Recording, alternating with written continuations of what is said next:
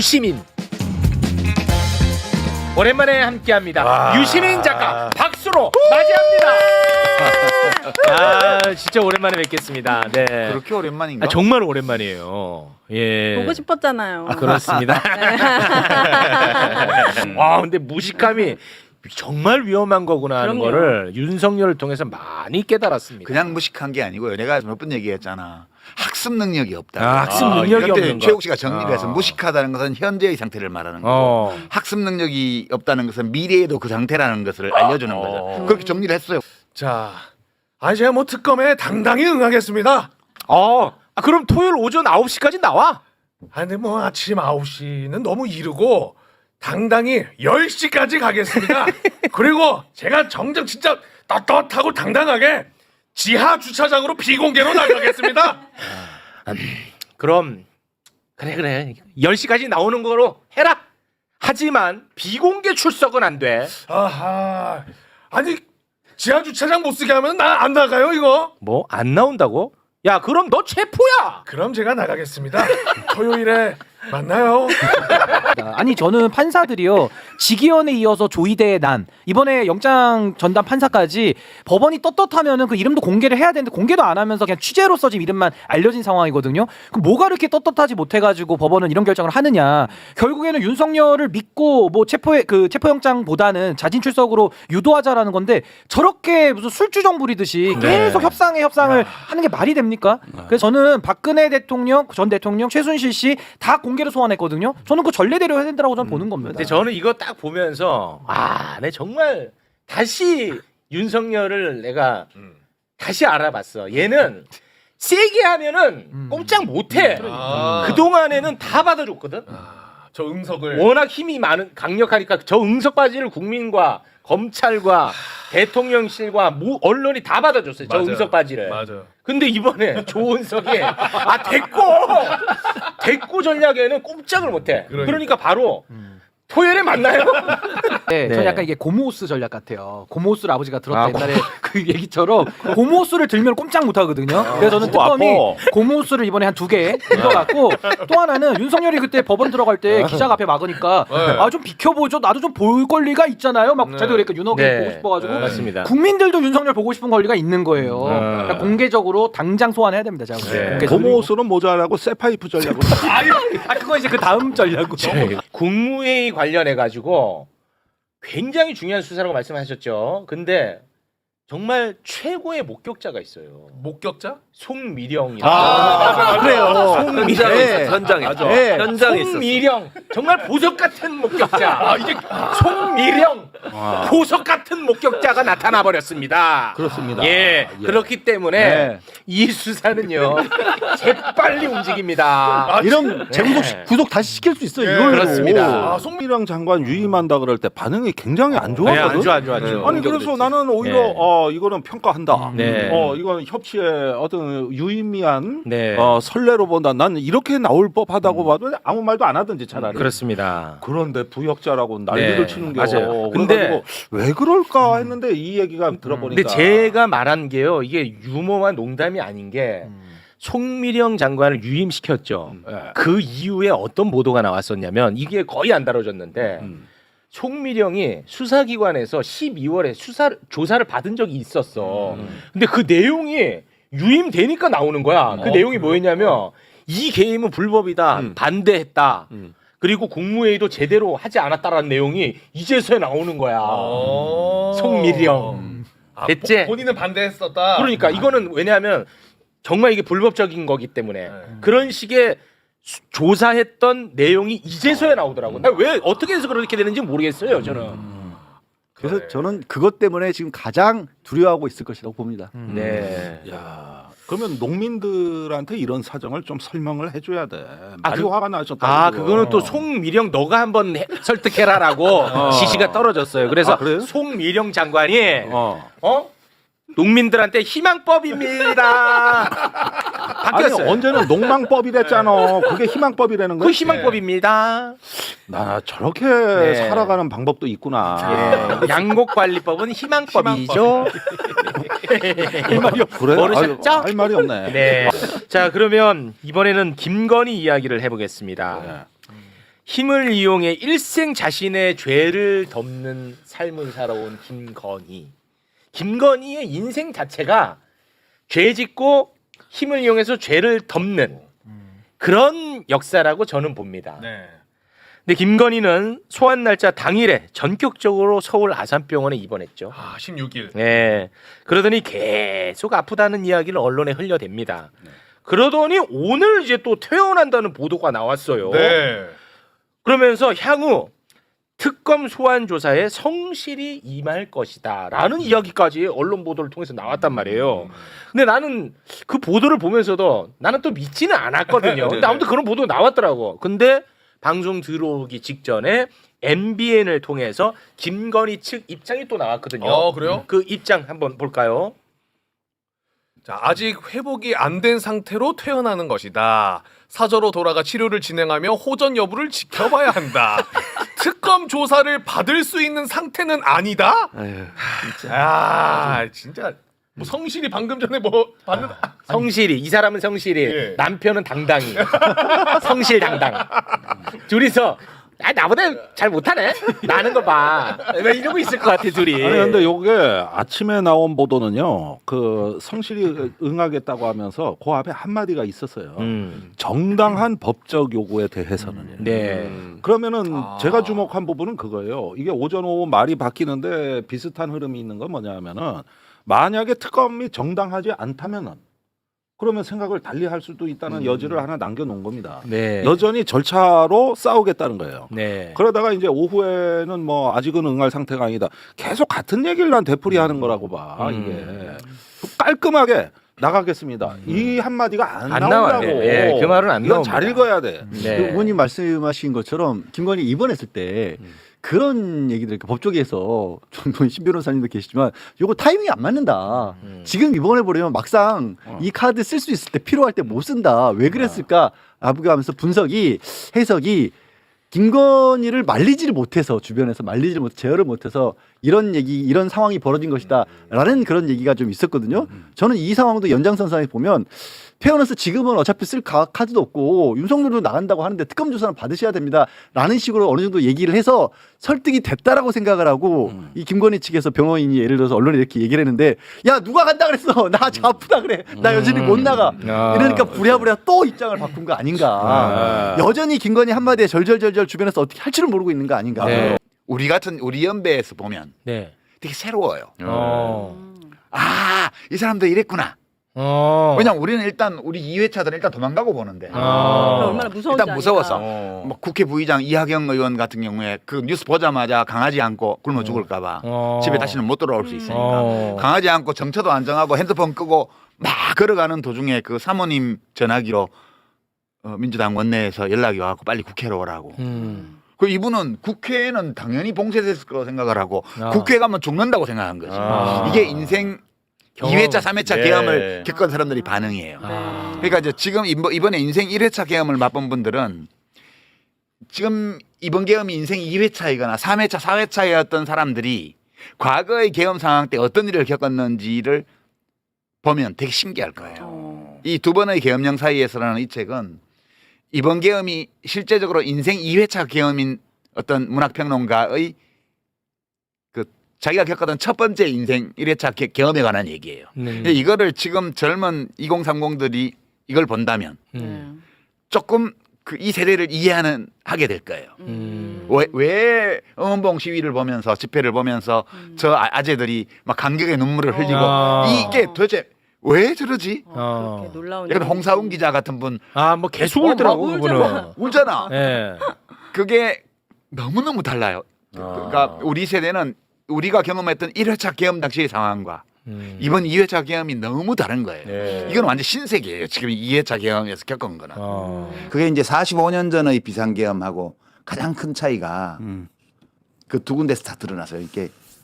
이게 45년의 간격을 두고 비상계엄이 발동이 됐는데 우선 군인들이 이 국회의원과 시민들에 대해서 폭력 행사를 하지 않았다. 할 수 있는데 안 했죠. 예. 근데 이제 할 수 있는데 그냥 안 한 게 아니고 무서운 거예요. 그 사람들도 이제는. 그러니까 과거가 현재를 도운 게 맞아요. 그다음에 시민들이 장갑차 앞을 막았었는데 그걸 밀고 가지를 못해요. 그 장갑차 앞에 뛰어든 시민들은 그때도 있었어요. 광주에서도 있었고. 근데 이번에는 밀고 가지를 못하잖아요. 그게 우리가 문명적 기준을 적용하면 한국 사회의 폭력성이 이 45년 동안에 매우 많이 감소했다. 그러리라고 짐작은 했지만 확인됐다. 눈으로 처음 예, 확인한 거죠. 예.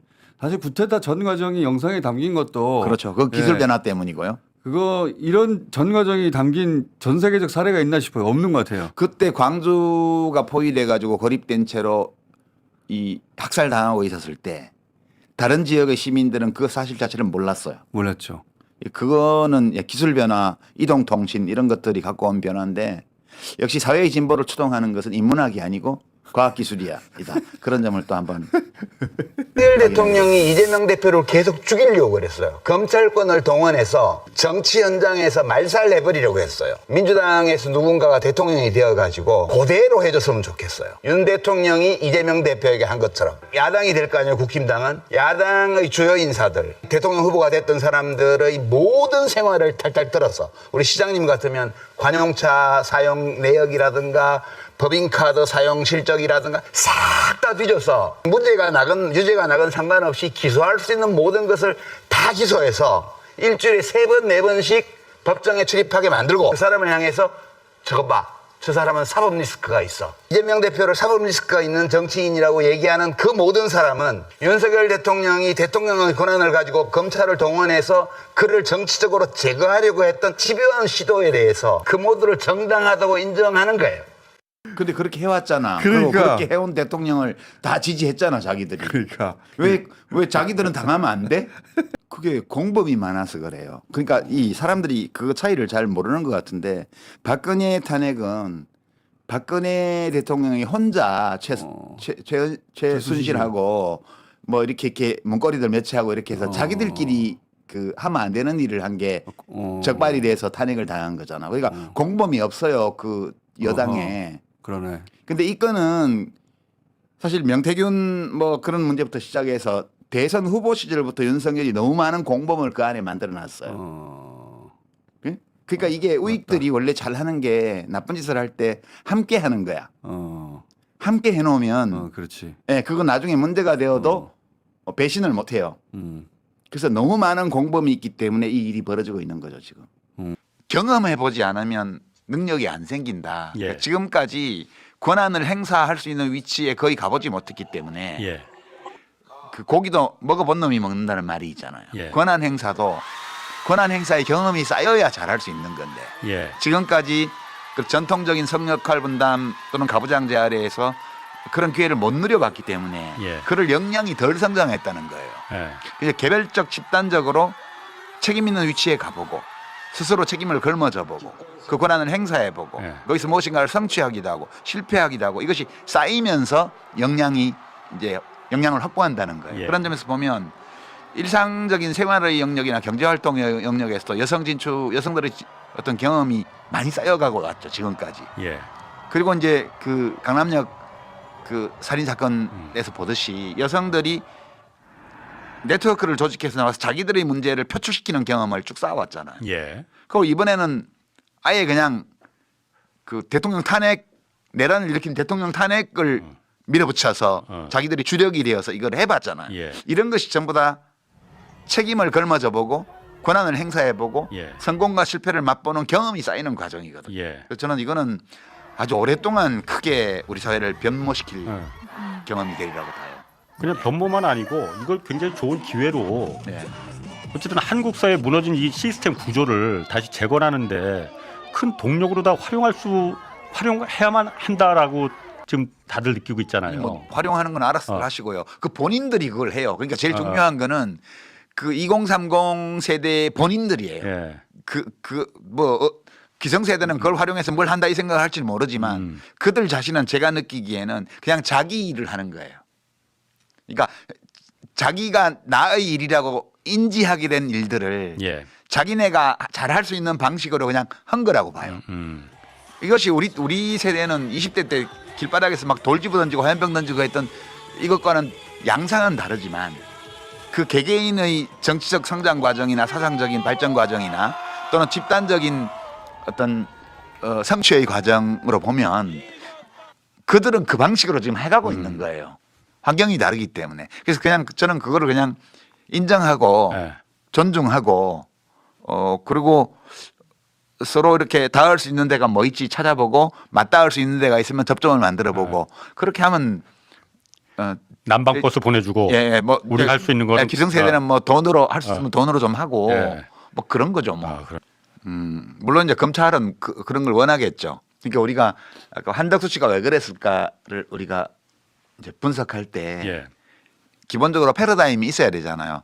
사람이 어리석어서 무당을 믿어서 예. 라든가 아니면 그 생각이 멍청해져서 이상한 논리에 빠져서라든가 그게 아니고 합리적으로 보면 윤석열이 복귀해야 내가 벌을 안 받을 수 있다.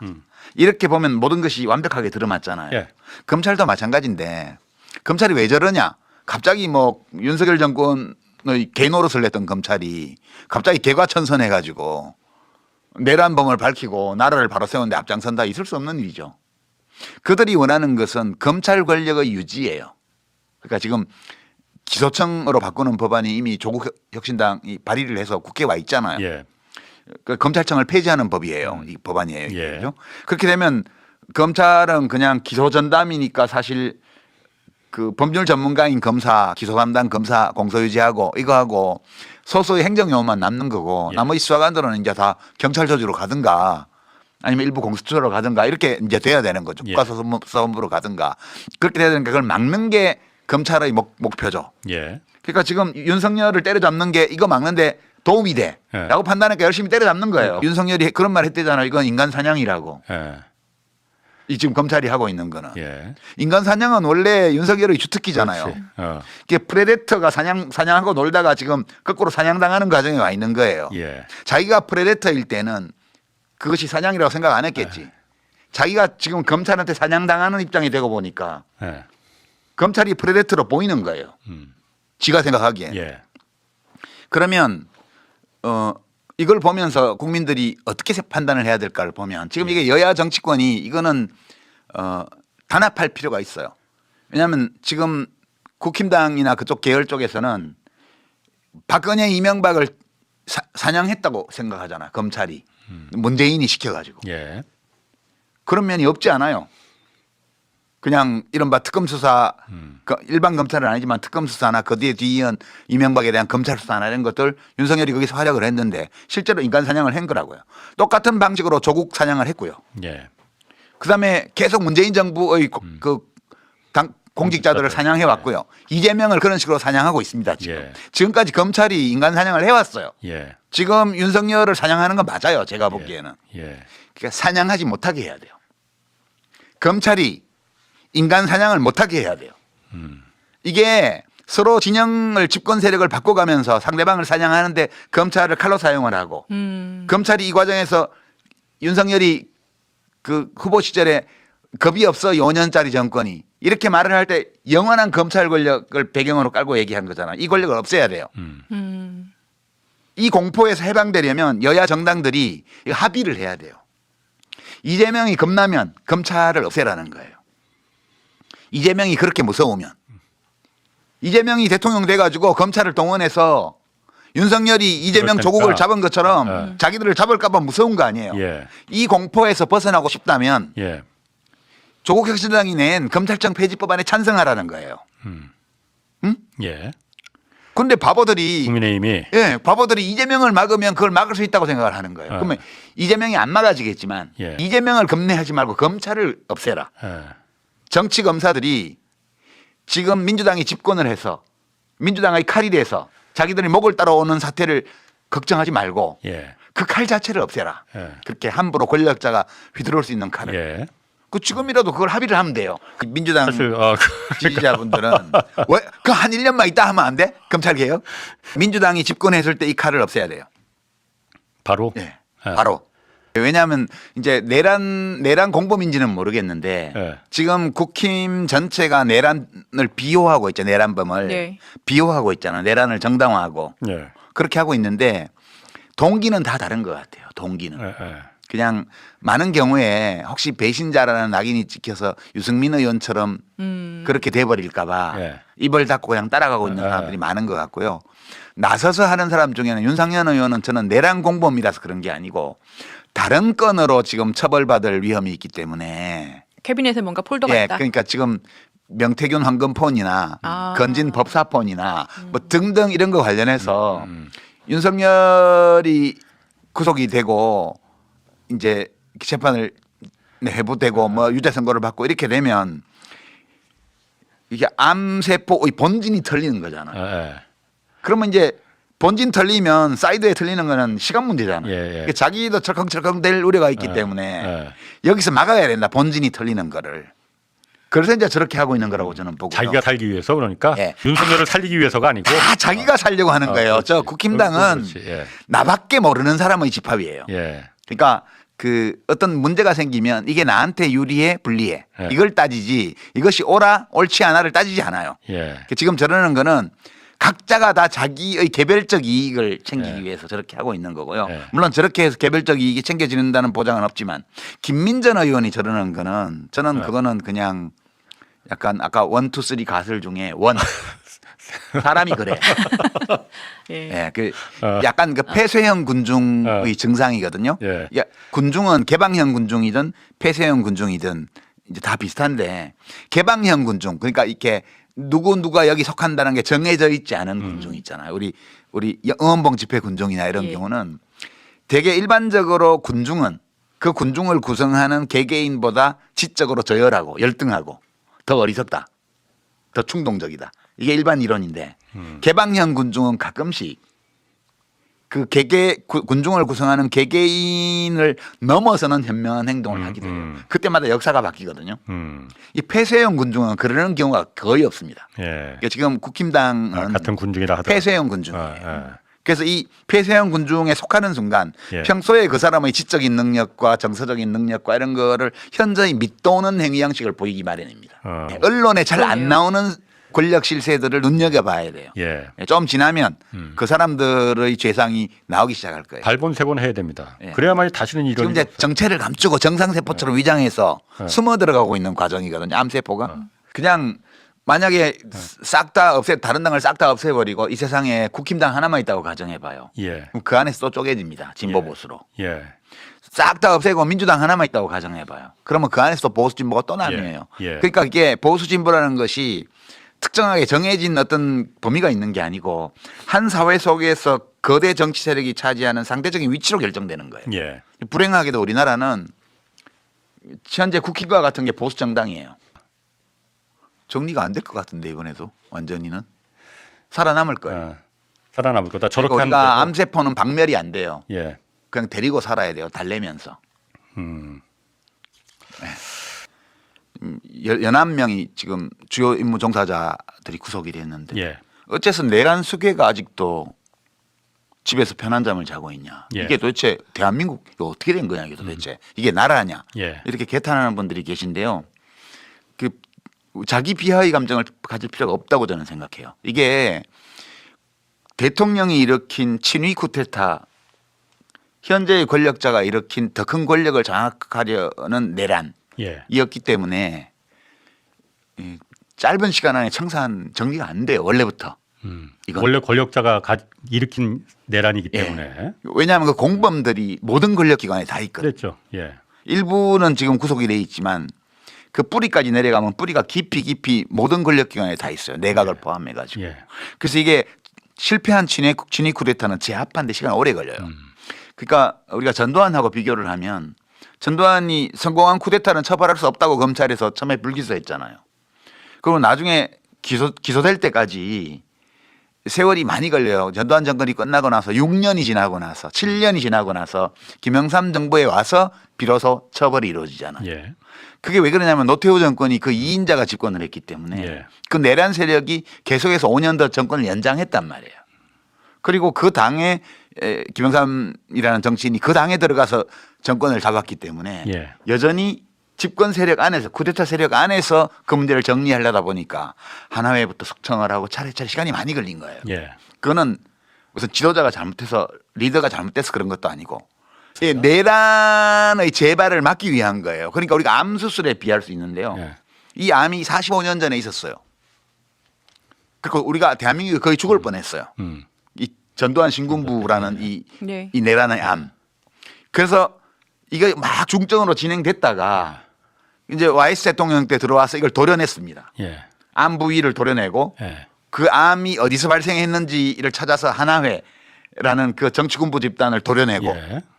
그런데 그 암이 다 사라진 게 아니었던 거예요. 아. 사회 곳곳에 다시 조금씩 잔류한 이 암세포들이 쭉 있다가 예. 윤석열이라는 인물을 중심으로 검찰의 권력을 검찰이 하나회 같은 역할을 하고 그래서 이 검찰 독재 정권이라는 형태로 이 암이 다시 재발했던 재발. 거예요. 그러니까 아. 45년 만에. 예. 그랬다가 다행히 우리의 면역력이 그때부터는 커져가지고 예. 조기에 이 국회가 계엄 해제 결의를 하고 이렇게 해서 이 암이 다른 신체 장기를 다 망가뜨리는 수준까지 안 간 상태로 지금 암 수술을 진행하고 있는 거예요. 근데 암세포 어느 세포가 암세포인지 구분하기가 되게 어려워요. 맞아요. 이게 실제 암세포도 항암제가 들어오면 이제 항암제가 표적으로 설정을 해서 가잖아요. 또는 우리의 면역세포가 특정한 특징을 가지고 있는 세포를 암세포로 인식해서 대식세포가 잡아먹는다든가 그다음에 이 항암제가 공격을 한다든가 이렇게 하는데 얘들이 그 표식을 감추고 정상세포인 것처럼 딱 위장해서 또 살아남아요. 예. 그러니까 자기들끼리는 교신이 돼요. 자기들끼리만. 그러니까 내란 세력끼리는 교신이 되고요. 그 나머지 정상세포들하고는 교신이 안 되는 거예요 지금. 그래서 이 암종을 도려내는 작업을 하고 있고 그다음에 우리가 어느 것이 암세포인지를 알아보기 위해서 지금 촉각을 곤두세우고 보고 있는 거예요. 국회의원들이 집석에 모여가지고 해제 결의를 했고 예. 시민들이 개헌군보다 더 일찍 모여가지고 담 넘어가게 도와주고 막 장갑차 오는 거 막 몸으로 맞고 이랬던 국민이잖아요 우리가. 그러니까 그만큼 우리 사회의 이 내란의 암에 대한 공포. 그 면역력 예.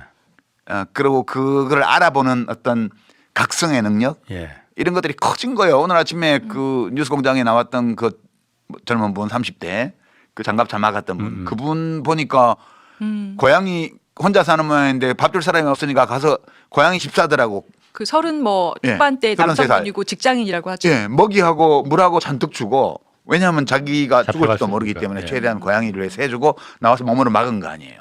그런 분들이 다 면역세포인 거예요. 그게. 그러니까 그만큼 이게 79년도 이럴 때하고 달랐던 거는 그만큼 이 면역력이 강화돼 있던 거예요. 이 독재에 대한. 뿐만 아니라 우리 707 특임대를 비롯해서 위에서는 명령이 내려왔지만 망설이고 주저하고 그런 모습이 역력했잖아요. 그렇죠. 예. 그 개개인 군인들의 마음속에 시키면 다 한다 이게 아니고 이렇게 하는 게 맞나라는 번민 이런 것들이 있었잖아요. 이제 그 사람들조차도 암세포가 안 된 거예요. 일부는 뭐 험한 말 하고 이랬지만 대부분은 약간 의심스러운 그렇죠. 합법성이 의심스러운 명령에 대해서 주저하고 망설이고 예. 이렇게 했단 말이에요. 예. 이런 게 다 면역력이 크신 거거든요. 그러니까 우리가 한 번 판단 잘못해가지고 딱 한 번이에요. 총선은 다 정상적으로 했어요. 대통령 선거 한 번이에요. 그때 한 번 잘못 봐가지고 잘못 선택했고 그 잘못 선택했음을 깨우쳤기 때문에 다른 선택을 해온 거잖아요. 그 결과가 계엄령 발동이었고 친위 쿠데타의 조기 실패였고 그다음에 이 내란의 암을 완전 제거하기 위한 작업을 지금 진행 중인 거고 저는 그래서 우울하고 화가 나고 그렇지만 건강한 사람도 암에 걸려요. 건강한 사람도 암에 걸릴 수 있어요. 그러나 기초 체력이 없고 모자라고 이러면 그 암 치료를 못 견디거든요. 암 치료가 힘들기 때문에 그 암을 치료하는 과정에서 오는 신진대사의 마비, 혼란, 예. 면역력의 감퇴 이런 것을 못 견디고 그 쓰러지는 경우가 많습니다. 근데 이게 기초가 튼튼한 사람은 그 항암제의 도움을 받아가면서 그거 이겨내요. 그러니까 우리는 한국 사회가 괜찮은데 일시적으로 암이 발병을 한 거예요. 이미 그 2019년 조국 사태 때부터 저 집단이 그러니까 윤석열을 중심으로 한 정치검사 집단이 1979년도에 하나회 전두환 이 신군부의 정치군인들하고 정서적으로 똑같다. 사고방식도 거의 비슷하다. 이렇게 계속 얘기를 해왔잖아요. 예. 지금 와서 보면 진짜 너무 비슷하지 않아요? 똑같죠. 예. 군 내부에 김용현이 중심이 되어서 사조직을 만든 거잖아요. 그리고 이제 검찰을 배경으로 해서 집권했던 윤석열 예. 이렇게 결합해 갖고 예. 난동을 부린 거죠. 예. 저는 그렇게 느껴요. 그러니까 왜 여성들이 그렇게 많고 남자들은 왜 안 나왔을까? 게임하느라고 예. 바빠서 그런가? 물리적인 힘이 필요한 상황처럼 보이면 나왔어요. 제가 보기에는. 예컨대 막 계엄군이 막 힘으로 시위대를 짓밟고 이러면 남자들도 나왔습니다. 약간 그 전에 끝났다고 보시는 거죠? 더 심각해졌으면 2030 남자도 다 나왔어요. 저는 그렇게 봐요. 그러니까 우리가 1980년대는 사실 그때도 그때는 사실 화염병과 최루탄이 난무하던 시대였지만 그때는 여자들이 힘을 쓰기가 어려웠어요. 없었어. 남자들이 주였었거든요. 근데 지금은 여성들이잖아. 젊은 여성들. 예. 저는 그게 사실 그런데 그것만으로는 설명이 잘 안 되는데 힘을 쓸 상황이 아니었기 때문에 여성들이 나왔다기보다는 여성들이 아니, 뭔가 장갑차 막은 사람들은 남자들이 대부분이에요. 예, 물론 그렇고 그걸 잘 보셔야 예. 돼요. 그러니까 그 장갑차 막은 분이 한 말씀이 나 처음에 나 혼자였지만 내가 막으면 예. 사람들이 와서 같이 막을 걸로 생각했다. 예. 근데 실제로 그 영상을 보면 가서 막은 건 다 남자들이에요. 여자들도 있었. 대부분 남자들이에요. 예. 왜냐하면 저건 물리적인 힘이 필요한 상황이잖아요. 예. 그래서 저는 상황이 조기에 이렇게 계엄 해제가 가결이 되고 그다음에 아주 평화 집회가 그 뒤로 쭉 이루어졌기 때문에 예. 응원봉 여성들만으로 여성들이 앞장서서 그걸 끌어갈 수 있었다고 봐요. 예. 남자들이 굳이 내가 저기 껴가지고 뭐 와샤와샤 안 해도 될 것 같은 그런 생각 그런 있었다고 봐요. 저는 상황이 아니, 정말 심각해졌으면 힘쓸 일이 있으면 불러라. 예, 남자들 다 뛰어들었다고 봐요. 저는. 예. 어쨌든 그 특히 또 그리고 기성 세대보다는 남자고 여자고 간에 젊은 세대잖아요. 예. 우리가 특히 10대, 20대 너무 이 상황인데 대학에 대자보 하나 안 붙고 저 철딱서니를 어디다 써먹을까 이렇게 걱정했었는데 사실 그게 아니었잖아요. 오히려 현재 세대가 과거 세대를 지금 깨우쳐주고 있는 아빠 엄마 정신 차려 삼촌 이모 지금 뭐 하고 있는 거야 이렇게 지금 깨우쳐주고 있는 그 상황을 우리가 지금 경험을 했잖아요. 제가 이제 그거 하면서 그 정치 비평이 때로 좀 힘든 일이거든요. 근데 네. 제가 제일 힘들었던 거는 이게 다른 비평가들에 대해서는 정치권에서 비평가에 대해서 공격하지 않아요. 아니 뭐 아무렇게나 해도 뭐 이번에 뭐 무슨 뭐 국힘당이 뭐 170석을 한다 이런 얘기를 하는 사람 했다고 해서 국힘당에서 공격하거나 민주당에서 비판하거나 하지 않아요. 예. 근데 이제 비평가들끼리는 할 수 있죠. 근데 제가 하는 비평에 대해서는 비평가들이 막 비난을 하고 막 왜곡하고 할 뿐만 아니라 국힘당에서도 공격을 해요. 때로는 막 민주당에서도 마음에 안 든다고 막 그러기도 하고 이게 되게 부담되는 일이잖아요. 부담될 수 있죠. 맞아요. 근데 그게 왜 나만 유독 그러지? 그게 꼭 뭐 그분들 잘못은 아니고 내가 비평이라는 형식을 빌렸지만 조국 사태 때부터 참전해서 윤석열 일당과 6, 7년간 싸워왔잖아요. 그러니까 네. 이제 사람들이 보기에는 저거는 윤석열하고 싸우는 사람 이렇게 인식이 되는 것 같아요. 네, 그런데 이제 제가 하다 보니까 사실 문재인 대통령 시절에는 제가 사실 좀 약간 책임감을 느꼈어요. 문 대통령께 제가 일은 안 하지만 밖에서 힘넣어드리겠습니다. 이렇게 네. 말씀드린 적이 있어서 네. 그게 밖에서 좀 해야 된다는 어떤 의무감 같은 게 좀 있었죠. 네.